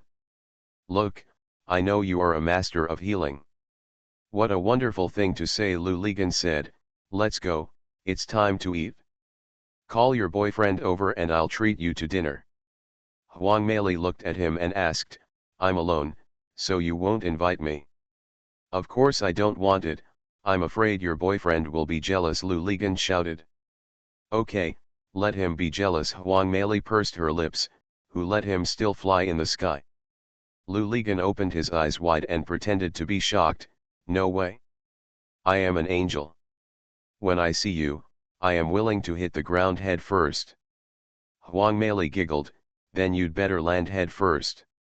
Lu Ligan rubbed his feet on the cement floor under his feet, looked at Huang Mei, and said seriously, no, then I will become an old man, and you still dare to eat with me. Huang Mei just stopped laughing and started laughing again. Let's go, you can tell me what you want to eat, Lu Ligan said generously, thinking to himself, I have 250,000 yuan, can't I treat people to dinner? Inviting this girl is considered a business matter. Not only has she helped him, but he can also have a deeper understanding of the process of running a company. As for other impure thoughts, they are just incidental. The two of them walked out the door. Lu Ligan remembered it and asked deliberately, by the way, do you still want to go up and get something? Huang Mei's face turned red, and she said, I just discovered that the thing was in the bag and was not lost. Lu Ligan was even more convinced that Huang Mei was standing here just waiting for him. Damn it, haha, a good show was about to take place. You are listening to Novels at Bless Up channel. Wish you happiness and luck. Please subscribe to receive new novels. How do you feel about this novel? Please like and leave a comment. The Pentium Era, South to North. Author, Mei Xiniang. Chapter 259. Huang Mei did not choose any famous hotel, but told Lu Ligan that we would solve it nearby. The two of them saw a small and clean Hong Kong-style tea restaurant called Hong Kong Key next to the Industrial and Commercial Bureau. There were not many people inside, so they walked in and chose a table across the street. A glass table to sit on. During the meal, Lu Ligan told Huang Mei about his affairs and asked her, is it time for me to go see Lao Ma? Huang Mei shook her head. She said no, you don't even have the procedures in place now, it's no use even if anyone promises to help you. These people, let me tell you, once you come into contact with them, they will rely on you like brown sugar. You have to eat every day, you must seize the opportunity, otherwise, you will waste money every day, feeding them, it is really worse than feeding dogs. It makes sense, Lu Ligan agreed. Unexpectedly, Huang Mei was quite insightful. Also, you have to be careful. If you go to him now, he won't be able to help you. But if you treat him to food and drink and play with him every day, he will think that you are a fool who is easy to fool. The next step will be fine. I did it, and I delayed it on purpose, just to eat more of you. You must see the right moment, attack fiercely, and take him down before he has developed so many scheming minds. Yes, that makes sense. You are so awesome, Lu Ligan shouted, now let me put my head first on the ground, and I am willing. You Lao Ma, you want to, but I don't want to, I don't want to eat with Lao Ma. Huang Mei giggled, she called Lu Ligan Lao Ma, and said that she would not eat with Lao Ma. This Lao Ma, in her perception, there is still a difference between him and Lao Ma. By the way, then tell me, when is the best time? Lu Ligan asked. When you prepare all the materials and hand them in, Lao Ma really works at this stage. With so many materials coming in every day, he has to read them one by one, sign and agree. How can he read them all? He can read them first. If you don't look at this or that, I was delayed for more than 20 days at this stage. Then what did you do next? Cry. I went to number 2. When the staff inside said that the leader hadn't signed yet, I sat there and cried. You can't rush a crying girl out, right? The staff was helpless by me, so they had to get up and go find Lao Ma. They went to intercede on my behalf. Lao Ma was probably annoyed and signed my petition. Are you pretending to cry? It's both true and false. Huang Mei shook her head and smiled proudly. The two of them had about the same meal. Huang Mei asked Lu Ligan, what are you doing in the afternoon? Lu Ligan said, I will go back to the company immediately, call Beijing, and tell them the situation here. Huang Mei said, oh, obviously a little disappointed. Lu Ligan could see it and struck while the iron was hot. He quickly said, shall we continue in the evening? I'd better treat you to dinner. I think it's worth eating with you. I can learn a lot. Really? Huang Mei asked excitedly. Of course it's true. How about I stop calling you Huang Mei and call you Teacher Huang instead? Hey, no. Huang Mei frowned slightly and shook her head, it sounds like an old woman. Okay, then I'll call you Huang Zhenmei. Your image in my mind is getting taller and taller. Huang Mei was overjoyed and cursed, are you always so glib to everyone? No, absolutely not. Okay, you can hold me captive tonight. The two walked out of the restaurant. Lu Ligan said that his car was still parked in the yard of the Industrial and Commercial Bureau. Huang Mei said that her car was also parked there. The two of them walked to the Industrial and Commercial Bureau together and entered the gate. Lu Ligan pointing to the bicycle shed on the left. Huang Mei said, park my car here. Huang Mei pointed to the right and said to Lu Ligan, mine is over there, see you in the evening. Lu Ligan walked to the carport, unlocked it, and pushed the bicycle out. When he pushed it to the gate, he heard someone behind him honking the car horn repeatedly. Lu Ligan stepped aside, turned around, and was shocked. Suddenly, he saw Huang Mei driving a red convertible sports car. The car looked very high-end. When Huang Mei and Lu Lepole were walking side by side, they turned around and asked him, where are you going?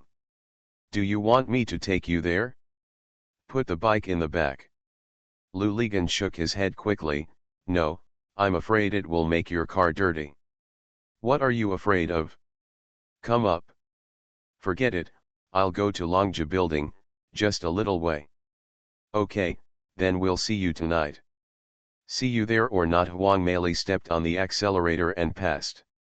She held the steering wheel with her left hand and raised her right hand and waved. Lu Ligan looked at her back and felt a little uncomfortable. He always thought that Huang Mei was a clerk in the office who was sent by the boss to do things. Unexpectedly, he was completely wrong. Lu Ligan shook his head. Suddenly, he thought of Jin Lily. Lu Ligan walked into Li Yong's office. Li Yong was taking a nap on the table. Lu Ligan walked over and knocked on the table. Li Yong was startled. He raised his head and saw that it was Lu Ligan. He stood up and talked to Li Yong. He said, let's go to the Qiang office. There are many people here. Two people walked into Chen Qiang's office. Lu Ligan asked them, do you know the make of a car with a horse as its logo and someone standing up to urinate? Chen Qiang and Li Yong were stunned for a moment, and then burst out laughing. Li Yong laughed and said, it's awesome. The famous Ferrari is said to be a horse peeing. Do you still have to use a riding crop to drive it away? Lu Ligan also laughed and said, that pattern is just a horse standing up to urinate. By the way, how much does this car cost? Why do you ask this? Chen Qiang asked. I was on the road and saw a girl driving a red car. The girl was pretty good looking. I have also seen that there are several cars like this in Haikan, all driven by girls. Chen Qiang said, these cars are all smuggled in, costing probably more than 1 million. More than 1 million, Lu Ligan was stunned when he heard it. It seemed that Huang Mei was really not simple. Lu Ligan thought of a popular saying in Haikan at that time: men become bad when they are rich, and women become rich when they become bad. Seeing Lu Ligan standing there stupidly, Li Yong shouted, "I understand, Zhuangzi, do you want to buy this car for my sister?" "Go away, I can't even afford a wheel," Lu Ligan cursed. "Don't show off that one," Chen Qiang said, "if you have money, you won't buy it. That one is a famous high-end mistress car in Haikan." "Okay, forget about it. I can't afford it anyway. By the way, I went to the Industrial and Commercial Bureau in the morning," Lu Ligan said. "How is it?" Chen Qiang asked. "There's nothing else. 1 month is a bit hanging." Lu Ligan told them the entire situation he learned from the Industrial and Commercial Bureau, but of course he did not mention Huang Mei. After hearing this, Chen Qiang and Li Yong also felt that this month was not enough. Sun Ho and his company were not in Haikan, so they could make changes at any time. They were far away in Beijing, and it only took half a month to go there, which was still fast. "Gangzi, we still have to find a way to shorten this time. Sun Ho is also holding back his energy, waiting for you to give him a face." Chen Qiang and Lu Ligan said that he remembered what Sun Ho said to them before leaving. Those words sounded relaxed, but in fact they revealed helplessness. Sun Ho had Sun Ho's power, but he also had his pressure. "Haikan ran away, why don't you wait for the good news here? How about we split up and find a relationship?" Li Yong said. "There is a connection. They have a section chief with a pockmarked face. I am sure to take him down, but taking him down will not save so much time. We are now having a headache with the mailing of the documents. There is nothing anyone can do about it. In advance, I went to the post office to ask on the way back, and they said that air registration from Haikan to Beijing would take at least 8 days, and there should be no typhoons in between." Lu Ligan told them, and both of them nodded. Chen Qiang said, "So, you have to mail it at least twice, 2 round trips, not even a day less in these 32 days, this is still the most ideal situation, plus the review and delay time of the Industrial and Commercial Bureau, I am in trouble." The three of them sat there with frowns on their faces. Lu Ligan stared blankly at the sky outside the window. In the blue sky outside the window, there was a gray dot, which was constantly reflecting in the sunlight. This dot was moving, getting more and more. When he got closer, Lu Ligan could see clearly. It turned out to be a plane, and he didn't know which city it was flying from. Lu Ligan stared at it. He thought of how he would go to the airport every day to wait for Tan Shahen during the Spring Festival. Every time someone came out of the exit, no matter where they came from, Lu Ligan stared at it with wide eyes. He felt that Tan Shahen would appear from the crowd at any time, but he was disappointed again and again. Lu Ligan sighed. "There is a way," Lu Ligan suddenly shouted loudly. Chen Qiang and Li Yong were startled by him. Lu Ligan grabbed the phone on the table and called Sun Zhenkuo. After talking on the phone, he hurried to the airport. Chen Qiang and Li Yong watched him go out in a hurry, smiling excitedly. The Pentium Era, South to North. Author, Mei Niang. Chapter 260. When Lu Ligan arrived at the airport, he first checked the flights from Haikan to Beijing. The nearest flight was 2 hours later, and check-in procedures were about to begin. Lu Ligan walked to the check-in counter. There was a long queue here. There were only a few people waiting to check in their luggage and change their boarding passes. Lu Ligan saw a middle-aged woman with a kind face in the queue, so he approached her and said to her, "Sister, are you going to Beijing?" "Yeah, what's wrong?" "I have something, can I ask you to help me?" The other party looked at Lu Ligan with some surprise and said nothing. Lu Ligan took out the sealed envelope from his bag and said to the other party, "That's it? The 2 documents here are very urgent and need to be sent back to Beijing in a hurry. As you know, it will take half a round trip to mail them. It's been many months, but we are really in a hurry, could you please help me take it to Beijing? Someone from our unit will be waiting for you at the exit. The other party hesitated and asked, is there anything bad in this? No, sister, they are just 2 forms for company registration, which need to be stamped by the company. If you are worried, I will open them and show them to you. Lu Ligan said that he was going to open the seal, but the other party quickly said, forget it, it looks like there can't be anything bad in it, and you are the same person. Thank you, thank you. My sister is really discerning. When the other party was still hesitant, Lu Ligan took out 100 yuan from his pocket and said to her, sorry to trouble you, sister. I'll ask you to buy some water while you're waiting for the flight. The other party blushed and said quickly, no, no, no, no. She took the envelope from Lu Ligan's hand and said to him, this little thing doesn't take up much space, so I can just bring it to you. Lu Ligan forced the money to her and said to her, compared with the great help you have helped me, buying you a drink of water is a great thing. Otherwise, I will feel bad about it. Lu Ligan insisted again and again, and the other party accepted the money. Lu Ligan asked, sister, can I know your name? Chen Fengzin, Erdong Chen, Phoenix's Phoenix, Warm Xin. Sister's name is really nice. When you go to the exit and see someone holding a sign with my sister's name written on it, that's someone from our unit. I know, I'll give this to him. Yes, thank you sister, I wish you a pleasant journey. Okay, little brother, I also wish you good luck in your work, the other party chuckled. Lu Ligan walked out of the waiting hall and breathed a long sigh of relief. The most troublesome thing was finally solved. Now, the distance between Haikan and Beijing is no longer a problem. After Sun Ho got the letter at the airport, he would fill out the form. Lu Ligan also marked the places where the official seal and signature should be stamped. These 2 pieces of paper will also use the same method to return to Haikan from Beijing. When the time comes, Lu Ligan only needs to go to the airport, hold up the sign, and wait for the messenger. The airport was very close to Wanghai Tower. Lu Ligan rode his bicycle and went to Zhang Chen. In Zhang Chen's office, Lu Ligan called Sun Zhenqiu and told him the flight number, arrival time in Beijing and Chen Fengzin's name. Got him. Any clues? Zhang Chen asked Lu Ligan. It's so revealing.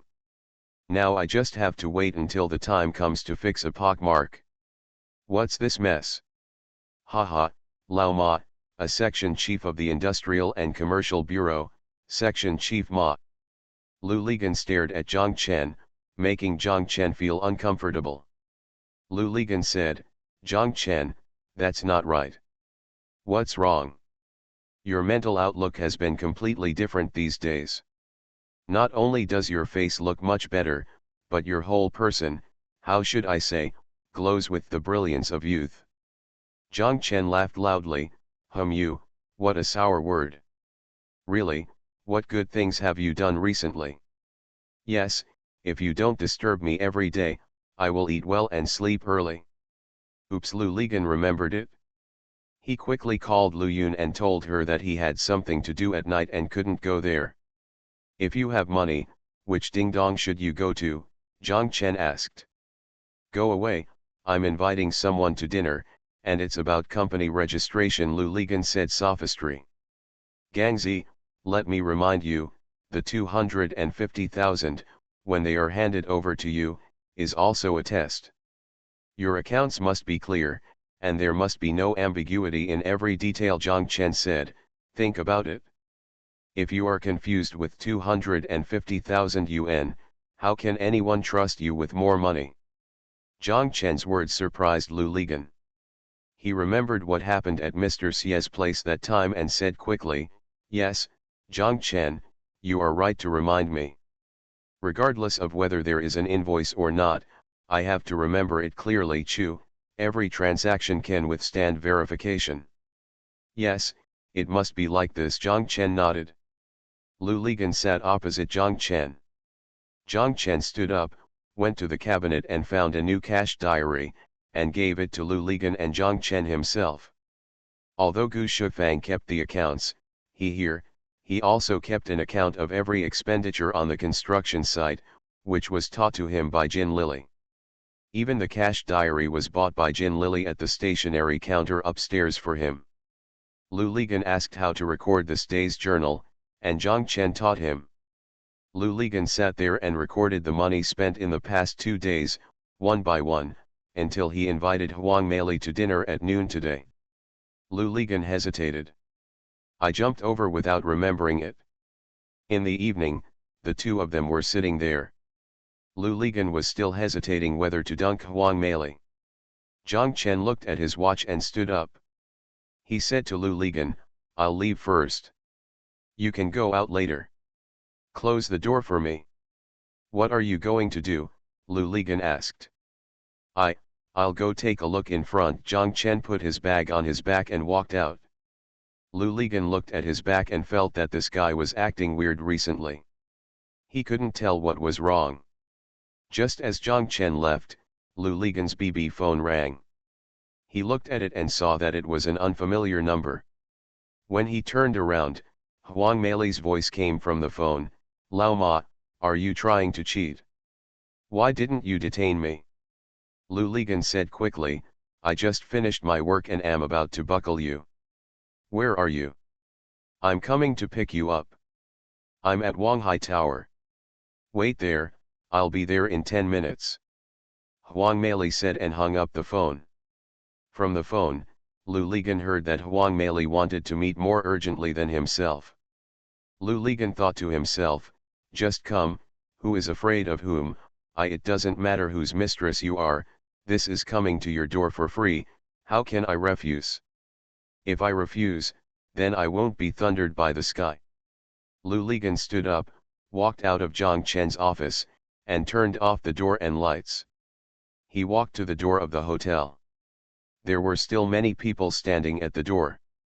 Lu Ligan stood there for a while. In full view of everyone, Huang Mei parked the car in front of Lu Ligan, and Lu Ligan got in the car. Huang Mei asked. What are all these people doing here? Waiting to see you, Lu Ligan said. TCH, don't coax the child. Well, they came to see Halu's new lobby. Well, that's pretty much it. The new lobby is nice and beautiful. Have you seen it? I stayed here the night before yesterday. Lu Li stopped ringing his pole and cursed in his heart, he is so damn rich, who is that old man? Taiwanese? Hong Kong people? Or a ghost guy? Aren't you from Haikan? Why are you staying in a hotel? Lu Ligan asked deliberately pretending to be casual. I don't want to go home. Sometimes I play outside. When I get tired, I find a hotel nearby to stay. Lu Li's pole stopped ringing again. If he continued to ask, the question would become more sensitive. I'll treat you tonight, Huang Mei said. Just as Lu Ligan was about to say something, Huang Mei said again, don't refuse. Lu Ligan smiled and said, okay, I won't eat for free. Huang Mei also smiled, yes, you have to eat for free. Are you swearing? Lu Ligan shouted. Where did I scold you? You called me an idiot. Huang Mei giggled, okay, I admit that I have called you a fool, but I have never called you an idiot. Do you think you are an idiot after eating it? While the two were chatting and laughing, the car drove along the provincial road. Seeing the Wujiang temple ahead, Huang Mei pulled the car over. There is a 2-story building on the roadside. The house is not big, but the front door is very clean and there is no store sign at the door. Huang Mei took Lu Ligan in. Only then did Lu Ligan realize that this place turned out to be a hotel. Huang Mei, it seemed that she frequented this place frequently, and all the waiters in the store knew her. They asked, Ms. Huang, is this still the same room? Yes, Huang Mei nodded, and the waiter took them to a private room on the 2nd floor. The private room was not big, but very elegant and quiet. Different from the private rooms in other hotels, there was only one small room that could accommodate up to 4 people in this room. A square table, not a large round table. There was a window facing the yard behind the house, which was a neatly kept small garden. A large camphor tree cast a shadow over the whole yard, making the private room as dark as night even though it was evening. The waiter turned on the light, and Huang Mei shouted, "Don't turn it on. Let's sit and drink tea first." Lu Ligan thought to himself that this Huang Mei seemed to like this kind of secluded place. After thinking about it for a while, he suddenly realized that of course a person like her would not be willing to appear in public with other men.